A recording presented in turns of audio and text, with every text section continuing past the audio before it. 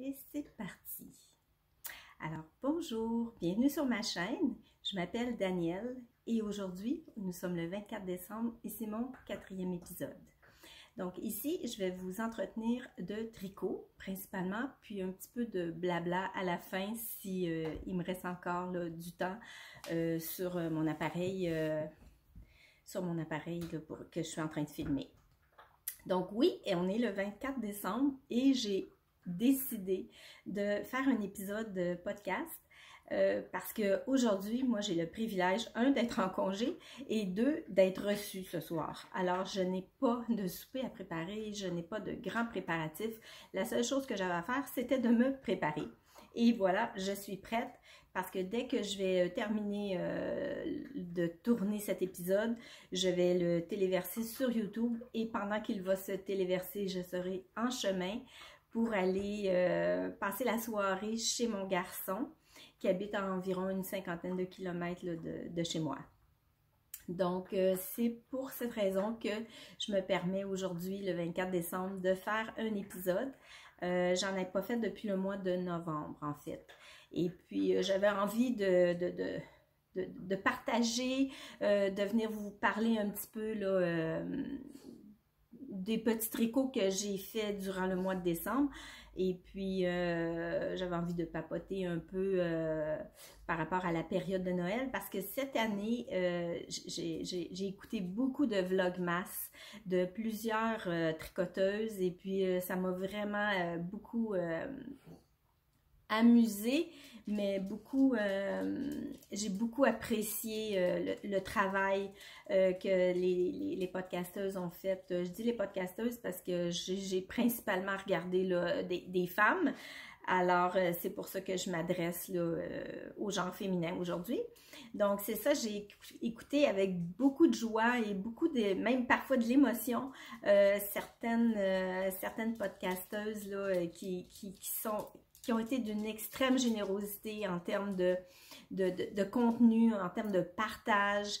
Et puis, ben, c'était mon petit coucou à moi là, de Noël, qui est vraiment pas à la hauteur là, de tout ce que j'ai vu là, durant la période là, de l'Avent. Mais bon, c'était une façon pour moi de faire mon petit coucou de Noël. Donc, sans plus tarder, je vais vous présenter trois projets que j'ai tricotés durant le mois de décembre. Donc, si on se remet en contexte, j'avais présenté au mois de novembre, dans mon dernier podcast, j'ai présenté les chaussettes Nathalie, qui étaient des chaussettes qui étaient destinées à être offertes à ma cousine Nathalie, que j'avais fait selon un modèle maison. Je n'ai pas suivi de patron pour faire ça. Et tout de suite après avoir offert les chaussettes Nathalie, à sa destinataire qui était, soit dit en passant, extrêmement émue et contente de recevoir ce joli cadeau.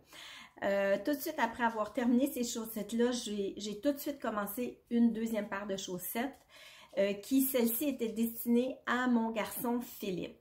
Donc, pourquoi j'ai décidé de faire une paire de chaussettes à Philippe, c'est que lui, moi, je vais faire une parenthèse. Je ne fais plus de cadeaux à Noël. J'ai décidé, il y a environ une dizaine d'années, que les cadeaux de Noël, c'était terminé. Donc, je fais des cadeaux aux anniversaires de mes enfants, puis pour certains événements spéciaux, mais je ne fais plus d'emblée de cadeaux de Noël. Donc, la raison pour laquelle j'ai fait des chaussettes pour Philippe, c'est parce qu'il est né le 23 décembre. Donc, c'était son anniversaire hier. Il a eu 30 ans, il a franchi la barre des 30 ans hier et c'était pour cette occasion que j'avais envie de lui tricoter une paire de chaussettes en laine et bien sûr, je vais lui offrir autre chose qu'une paire de chaussettes en laine. J'ai quand même glissé là, des petits billets à l'intérieur pour qu'il puisse s'offrir quelque chose qui lui plaît. Donc, sans plus tarder, je vais vous montrer les dites chaussettes. Elles ont fini de bloquer ce matin. Donc, pour vous dire à quel point c'est vraiment dernière minute, j'ai rentré les fils et bloqué. Ça a séché là, hier et avant-hier. Donc, voilà la chaussette. Donc, c'est la première fois que je tricote une chaussette pour homme. J'ai trouvé ça vraiment très long. Je suis habituée avec des petits gabarits, là, des 56 mailles, 60, 64 mailles. Mais là, un 72 mailles, j'ai trouvé ça assez long à faire. Donc, je les ai commencés vers la mi-novembre et puis je les ai terminés quelque part la semaine passée. Je me souviens pas exactement. J'ai pas pris de patron, donc j'ai fait une chaussette là, sur une construction classique comme je les aime, c'est-à-dire que je suis partie de la pointe et j'ai en Turkish cast on. C'est mon montage vraiment préféré là, quand on commence les chaussettes par la pointe. Donc, j'ai commencé par la pointe. J'ai fait les augmentations de chaque côté. Moi, j'ai fait des augmentations. J'ai-tu fait des intercalaires? Je pense que oui. Je pense que j'ai fait des augmentations intercalaires de chaque côté. Mais je n'en suis pas absolument certaine. C'est pas plus grave que ça. Quand j'ai terminé ici les augmentations, j'ai continué en tricotant le pied. Et c'est difficile à voir, mais j'ai fait des côtes 3, 1. Ah oui, on les voit. Donc, pour donner un petit kick à la chaussette. Donc, des côtes 3, 1 sur le devant. Et derrière, je suis allée avec un jersey. Tout simple. La plante du pied et le derrière du mollet. J'ai fait une bordure en côte 2-2 et un rabattage élastique. Vous voyez sur la petite étiquette là, pour lui offrir, là, qui indique comment entretenir la chaussette et de quoi elle est constituée. Donc, en passant, elle est constituée de 75% de laine et de 25% de nylon. J'ai choisi une laine extrêmement basic, la Patons Croy Socks. C'est une laine industrielle, c'est pas piquant, mais c'est pas doux non plus, donc c'est un peu sec. C'est quand même un petit peu plus gros qu'une laine fingering, donc au lieu de les tricoter avec des aiguilles 2.25, j'ai utilisé des 2.75. Donc ça fait quand même un bas quand même assez épais. Je pense qu'il va avoir chaud avec ça, là. C'est ça le but, là. C'est une chaussette, là. C'est vraiment pas pour mettre là, dans une chaussure, c'est vraiment une chaussette pour mettre dans des bottes, aller jouer à l'extérieur ou même pour porter à la maison. Et la particularité du talon, c'est que je me suis lancée, je ne devais pas faire ça cette année, je vous en avais parlé au dernier épisode que j'avais pas envie d'expérimenter des nouvelles techniques d'ici la fin de l'année, mais j'ai osé faire le Fish Lips Kiss Heel parce que j'avais acheté le patron, puis j'ai commencé à le lire et je trouvais ça quand même relativement simple à faire. En tout cas, à la lecture, là, je trouvais que c'était pas si compliqué que ça, même si c'était en anglais. Donc, j'ai osé faire le Fish Lips Kiss Heel. C'est très dur à dire. Je trouve ça très difficile à dire. Mais j'ai vraiment aimé la technique. C'est facile à faire. Ça ressemble énormément au Shadow Wrap. Pour celles qui connaissent la technique des talons en rang raccourci avec les Shadow Wrap, ça ressemble énormément à ça dans la première partie, je dirais. Ensuite, il y a une deuxième partie du talon qui est complètement différente du Shadow Wrap. Alors, je vous encourage, si vous avez jamais fait ce type de talon, c'est facile. C'est vraiment facile. Je suis étonnée. Et je suis contente du rendu. Je le trouve beau. Il n'y a pas de trou. Ça, c'est la particularité hein, du Fish Lips Kiss Heel. C'est la particularité, c'est qu'il ne fait pas de trou à la jonction quand on reprend là, quand on reprend les mailles pour continuer la jambe. Ça ne fait pas de trou. C'est miraculeux, c'est fantastique. J'ai hâte de le voir. Là, moi, j'ai bien beau le porter, mais c'est beaucoup trop grand pour moi. Alors, c'est difficile d'évaluer comment il épouse le talon. Alors, ce soir, quand je vais les offrir à mon fils, je vais prendre des photos de ses pieds avec les chaussettes pour photographier puis bien évaluer là, la qualité du tricot là, de ce talon. Et après ça, je pourrais évaluer si vraiment c'est un talon que je vais refaire ou pas. J'attends de voir sur le pied. Donc, c'est la petite chaussette. J'ai pris des couleurs très neutres. Il y a du bleu, du noir, un peu de... un genre de violet très, très, très foncé. Alors, c'est très classique. Je savais pas si... D'abord, je savais même pas s'il y avait envie d'avoir des chaussettes, mais je me suis dit que c'était toujours pratique, là. Puis, ben c'est ça. Moi, j'ai opté pour une couleur très neutre, très classique. Les deux talons sont pareils, pas pareils, là, parce que forcément, c'est de la laine, ce genre de laine autorayante. Les deux talons sont pas tout à fait là, de la même couleur, mais ça, connaissant mon fils, il va adorer. Là, si vous entendez là, des clics, clics, clics, puis du grognage, puis si la caméra bouge un peu, là, c'est que j'ai mon chien qui me tourne autour. C'est sûr, je pars un épisode, c'est sûr qu'elle me tourne autour, c'est sûr qu'elle commence à grogner après les chats. Alors, surprenez-vous pas, là, si les bruits que vous entendez, c'est ma chère Rosie Nationale qui fait des siennes. Donc, premier petit cadeau, qui n'est pas un cadeau de Noël, mais qui tombe, que je vais offrir pour la période de Noël, parce que Philippe est né le 23 décembre. Donc, premier cadeau de fête, premier cadeau fait. Ensuite, j'ai un deuxième cadeau que j'ai fait. Puis c'est pas un cadeau de Noël non plus. En fait, c'est une commande que ma belle-fille m'avait demandé de faire. Je vous avais parlé en septembre, je crois, d'une tuque que j'avais tricotée sur un patron anglais gratuit qui était la Jason Cashmere Hat. J'ai-tu mes notes? Donc, la Jason Cashmere Hat, vous allez voir à l'envers parce que je filme en miroir. Cette tuque-là, je l'avais tricotée pour mon fils dans une couleur presque similaire, un gris. Ensuite, je l'ai tricotée pour moi-même dans un violet très, très, très profond.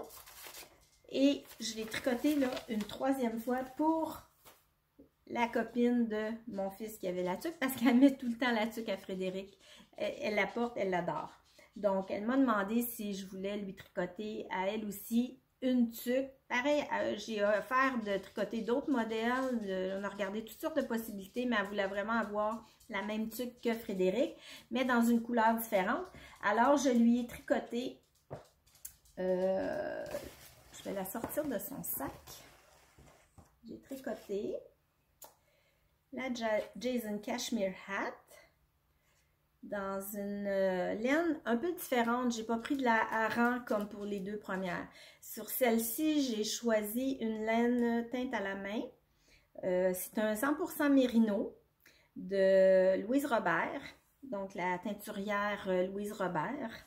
Donc, cette petite... il me reste ça de l'écheveau. Donc, c'est une laine fingering, une laine 100% mérino. C'est pas vrai, c'est pas une fingering, c'est une worsted. C'est vraiment très, très doux. La couleur, c'est Klimt. C'est K-L-I-M-T. Klimt. Donc,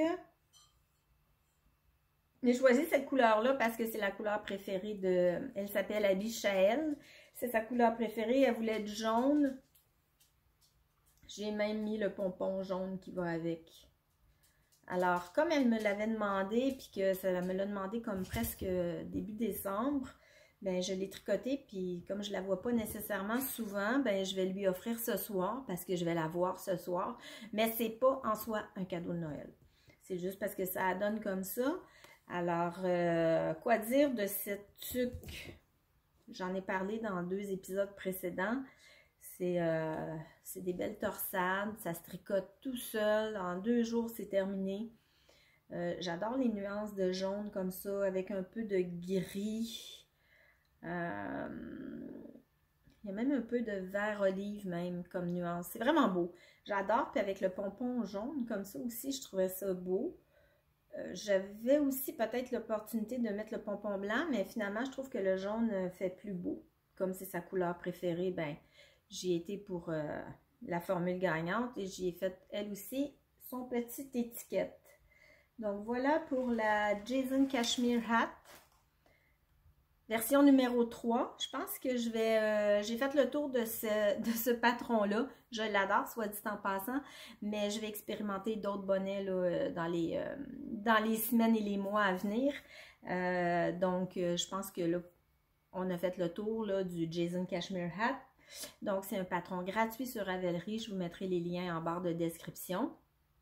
Peut-être que les liens seront mis demain ou après-demain. Je ne pense pas d'avoir le temps de faire ça aujourd'hui, mais je vais revenir sur la vidéo et toutes mettre les indications d'ici quelques jours. Là. Ça devrait être possible de retrouver là, toutes les informations. Soit dit en passant, vous pouvez me retrouver sur Ravelry avec mon pseudonyme Lily Bambou. Et je suis aussi sur Instagram. Donc, souvent, je vais poster, publier là, régulièrement sur Instagram là, les ouvrages que j'ai faits. Et j'ai sur Ravelry, mes fiches sont relativement mises à jour là, dès que je finis un projet. Et elles sont sensiblement là, bien complètes, bien étoffées. Donc, vous pouvez retrouver toutes ces informations-là sur ma page Ravelry. Je vais poursuivre avec un troisième item qui c'est pas un cadeau, ça c'est quelque chose que j'ai fait pour moi. Et j'avais vu dans un podcast d'une Norvégienne que je suis là, de temps en temps sur les réseaux sociaux. Ça s'appelle Knitting Tradition. C'est une Norvégienne qui s'exprime en anglais dans son podcast. Et puis, elle montrait des ouvrages qu'elle avait tricotés, dont des pantoufles. Donc, des pantoufles norvégiennes. Puis là, ça m'a donné le goût d'essayer de tricoter ce genre de pantoufles-là qui ne ressemble pas du tout à ce qu'on peut tricoter ici, là, dans ma famille. C'est complètement une autre façon de faire. Et puis, je trouvais ça vraiment intéressant d'essayer cette technique-là. Donc, j'ai fait des recherches un peu sur Internet, sur YouTube, et je suis tombée, littéralement, vous allez le voir en anglais encore, pas en anglais, mais à l'envers, sur ce patron. Donc, ça vient de la boutique Madeleine à Québec, donc dans la ville de Québec. Et puis, le patron de pantoufles norvégiennes, donc les autres, ils appellent ça une pantoufle feutrée. Mais c'est vraiment là, un type norvégien, c'est vraiment typiquement norvégien. Et puis, on peut se procurer le patron en ligne. Et il y a sur YouTube une chaîne, donc la chaîne de Madeleine, et elle explique en pas à pas, en tuto, comment réaliser ces pantoufles-là. Parce que c'est pas une construction... moi, j'avais jamais fait ça, j'avais jamais vu ça. C'est la première fois que je faisais ce genre de pantoufles-là, puis je faisais juste lire les instructions, puis j'avais un peu de difficulté à visualiser là, la construction globale de l'objet. Alors, avec le pas à pas, c'est vraiment, là, puis il est extrêmement bien fait. C'est facile à suivre et quand on va au bout des explications, puis qu'on le fait vraiment avec elle, on a ce résultat-là que je vais vous montrer à l'instant. Donc, voici ma pantoufle. Je suis un peu désolée. Oh, c'est sale. Oui, je les porte. Je les porte depuis qu'elles sont faites. Là, je n'ai pas cessé de porter ces pantoufles qui sont extrêmement chaudes. Donc, elles sont feutrées. Pour moi, c'était une technique nouvelle. Je n'avais jamais fait ça, du feutrage. Alors, je me suis amusée à expérimenter la chose. C'est une pantoufle qui est vraiment, vraiment extrêmement chaude et c'est parfait pour le type de maison que j'habite parce que mes planchers sont extrêmement froids en hiver. Juste pour vous donner une idée, là, si vous habitez ailleurs qu'au Québec, parce qu'ici au Québec en ce moment, on a une vague de froid où il fait environ moins 17 la nuit. Donc, les planchers sont un peu froids. D'autant plus que j'ai eu un petit problème de chauffage. Et puis hier, je suis arrivée de travailler, puis la maison n'avait pas chauffé de la journée. On gelait littéralement dans la maison. Alors, c'est le genre de pantoufles qu'on porte, là, puis je vous jure que j'ai pas froid. Même si je suis pieds nus à l'intérieur, là, ça garde vraiment, vraiment chaud. C'est c'est du bonheur porter ça dans la maison, là, c'est vraiment du bonheur. Bon, le seul défaut, c'est qu'elles attirent les poussières. Donc, quand je marche avec, j'ai l'impression de passer le balai en même temps parce que tout arrive, tout se colle là-dessus. Fait que tantôt, avant de filmer, j'ai un peu passé l'aspirateur, j'ai essayé d'enlever un peu les bouloches pour qu'elles soient un peu présentables, mais c'est le genre de truc qui tout colle après. C'est le seul défaut, sinon j'en ai pas vu. Moi, je les ai faites dans la grandeur femme grande. Il y a comme, dans les grandeurs de patron, là, il y a enfant, femme petite, femme grande et homme. Moi, je me disais, parce que comme je ne savais pas comment ça allait fonctionner le feutrage, je m'étais imaginé que ça allait vraiment beaucoup rétrécir dans l'eau chaude, puis que j'allais me retrouver avec une pantoufle là, pour un enfant presque. Alors, j'avais décidé de faire la grandeur femme grande, alors que je suis vraiment pas grande moi, dans la vie, là, je fais 1m54. Alors, bon, c'est ça, je pensais vraiment que ça allait beaucoup rétrécir et elles sont restées quand même assez grandes, même un peu trop grandes. Mais je les porte quand même avec beaucoup de joie. Puis c'est sûr que ça, là, je vais en refaire. J'attends quelques semaines là, pour commander à nouveau de la laine, là, mais ça, c'est le genre de projet, là, de petits projets faciles. Ça, c'est rapide à faire. Là. En 2 jours, c'est fait. On tricote ça avec des aiguilles numéro 8. Avec une grosse laine comme ça, là, c'est de la boréale, c'est de la 100% laine vierge. Je l'ai acheté à la boutique Madeleine à Québec. J'ai pris les coloris, ça c'est coloris sable et ça c'est coloris, c'est un marron très foncé, c'est brun. Et ils ont vraiment un grand choix de couleurs, alors on peut vraiment s'amuser à faire là, des pantoufles là, de différentes couleurs avec différents mariages de couleurs. Alors, j'ai bien l'intention d'en tricoter d'autres. Je vais en tricoter à ma mère, c'est certain. Elle qui a toujours froid, là, je vais lui tricoter. Probablement que ma mère a une pointure enfant, ça lui ferait. Alors, c'est sûr que je vais en refaire. La seule chose que j'ai trouvé difficile à faire dans cette pantoufle-là, c'est le feutrage. J'avais jamais feutré de laine de ma vie. Et si je me fie à ce qui est écrit dans le patron, bon, on dit de mettre ça dans la laveuse avec un vieux jeans. Et puis, on met ça à l'eau très chaude. Puis, on met juste une petite quantité de savon. Puis, bon, le feutrage devrait se faire là, avec le frottement là, dans la laveuse avec le jeans et les pantoufles. Moi, je les ai mis, ils ont fait 2 cycles complets dans la laveuse et ils n'ont pas du tout feutré. À peine. Ça a à peine commencé, là, c'était une catastrophe. Je me disais, mon Dieu, qu'est-ce que je vais faire? Fait que là, j'ai commencé à aller chercher sur Internet là, des techniques de feutrage, peut-être un petit peu plus traditionnelles. Et là, je me suis lancée avec une grande bassine, de l'eau bouillante, là, de la bouilloire, des gants de caoutchouc. Et là, j'ai fait des contrastes d'eau bouillante et d'eau froide, d'eau bouillante, d'eau froide. Et là, je frottais, là, j'en ai eu mal là, dans les épaules tellement j'ai frotté les pantoufles ensemble pour, d'une part, vraiment feutrer pour qu'on ne voit plus les mailles. Parce que ça, c'est tout tricoté. Mais là, on les voit plus les mailles, ou presque. Hein? On voit encore un petit peu le jersey de l'ouvrage, mais à peine. Donc, c'est ça qu'on veut qu'il feuille, parce qu'on ne veut pas voir le tricot comme tel. Donc, j'ai vraiment frotté beaucoup, comme je vous dis, là, en changeant là, mon eau. Là, je passais de l'eau bouillante à l'eau glacée là, pour arriver à un résultat. Puis, je les ai fait sécher et ça a pris extrêmement... Bon, ça a dû prendre au moins 1 semaine à sécher ces pantoufles-là. J'avais mis des balles aussi à l'intérieur parce que là, elles se sont comme toutes écrasées avec le poids de l'eau. J'ai eu beau les essorer, mais... donc là, ce que j'ai fait, c'est que j'ai des balles des balles de laine qu'on met... Désolée.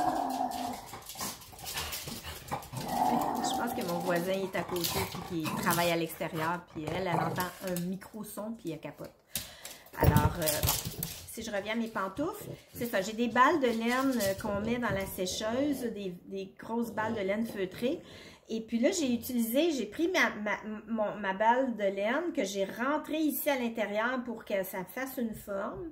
Puis là, j'ai mis ça là, sur un calorifère, puis ça l'a séché pendant une grosse semaine, parce que la semelle, elle est double, hein? Donc, on fait une semelle intérieure, on fait une semelle extérieure, donc il y a une double épaisseur, c'est vraiment très épais. Donc, un beau projet, je suis super contente d'avoir tricoté ça, je vais en tricoter d'autres, c'est des petits projets faciles à faire, qui coûtent pas cher et qui sont, on a un beau résultat, là. Moi, j'aime ça, là, quand j'utilise mes choses et que je les porte, là, quelque chose que je porte à tous les jours, pour moi, là, c'est comme un projet gagnant. Donc, c'est... je suis vraiment désolée du son. Rosie, tais-toi!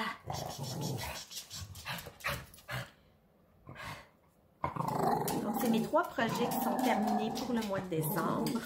Il me reste 2 projets sur mes aiguilles qui je veux absolument les terminer pour le 31 décembre. En fait, mon objectif, c'est de vraiment terminer tous les projets qui sont en cours pour recommencer la nouvelle année sur une page blanche. J'ai mon châle Inès que je ne vais pas vous montrer. Il me reste 5 rangs à faire. Je suis rendue à presque 500 mailles et je ne respecte plus du tout le patron parce que là, je ne veux que terminer ce châle-là. Et je vais vous en parler au mois de janvier quand je vais revenir dans un prochain épisode parce que je vais vous expliquer là, tout ce qui s'est passé avec ce châle-là et pourquoi je finis pas le châle comme c'est préconisé dans le patron. Donc, il devrait être terminé d'ici le 31 décembre. Et j'ai un projet de bonnet pour moi. Lui, par contre, je ne suis pas certaine que je vais être capable de le terminer dans les temps. Mais comme c'est un bonnet et que ça se tricote rapidement, je devrais d'ici la mi-janvier au moins l'avoir terminé. C'est le Everyday Slushy Hat. J'avais vu sur le podcast ou le vlog de L'Eau Demoiselle qu'elle avait tricoté ce bonnet. Je le trouvais magnifique. C'est exprès mon voisin, je sais pas ce qu'il fait là. Il n'arrête pas de cogner.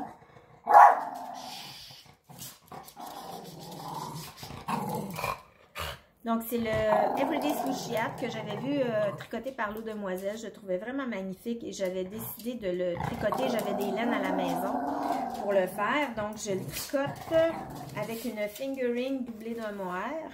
Donc, je pense que j'ai pas les étiquettes par contre. Attendez. J'ai pas les étiquettes avec moi. Ça, c'est un mohair de chez Lang. Je me rappelle pas du coloris.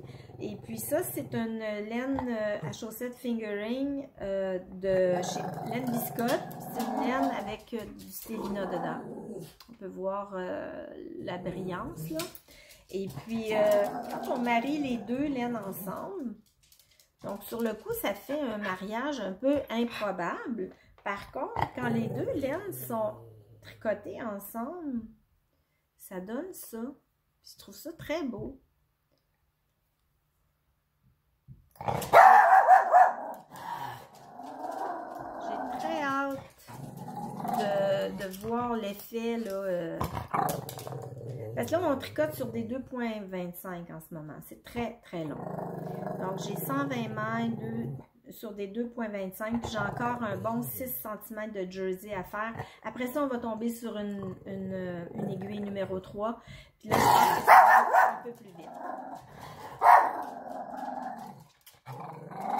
Elle est fatigante, je le sais. Donc là, il y a un montage provisoire ici. C'est une petite laine jaune. C'est un montage provisoire parce que quand je vais avoir fini ma deuxième section, parce que c'est 2 sections de 6 cm avec un rang à l'envers pour faire la démarcation, on va replier les deux ensemble, en fait, dans ce sens-là. Puis on va venir faire un genre de grafting. Puis on va enlever le montage provisoire et c'est comme ça que le bonnet se fait. Donc ça, c'est un projet qui devrait rapidement se terminer puisque là, j'ai plus rien d'autre à faire que finir mon châle et ça. Parce que j'ai bien envie de faire un nouveau cast-on le 31 décembre. Ben, les alentours de minuit, là, pour que ce soit le premier projet du mois de janvier. Alors, de l'année 2022. Donc, c'est pas mal mon objectif. Alors, je pense que je vous ai tout dit. Je suis désolée des vocalises de mon chien. C'est la vie au quotidien. C'est vraiment du réel. Donc, étant donné que nous sommes le 24 décembre et que je m'en vais au réveillon chez mon garçon et que ça fait 9 ans que je n'ai pas fêté Noël. C'est un retour pour moi à cette fête, à cette célébration.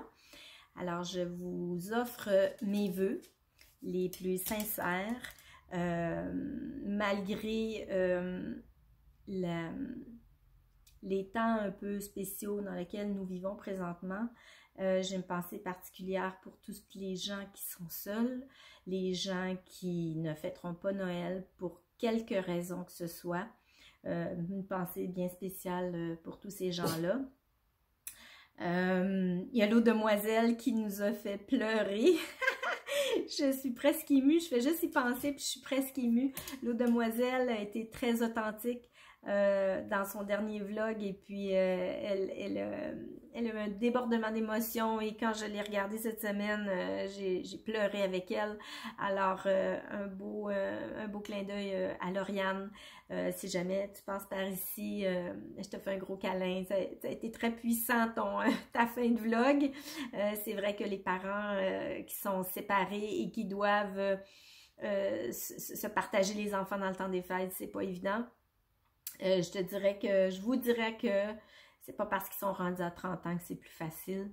Je suis divorcée depuis 10 ans et mes enfants malheureusement sont encore déchirés choisir entre papa et maman pour Noël.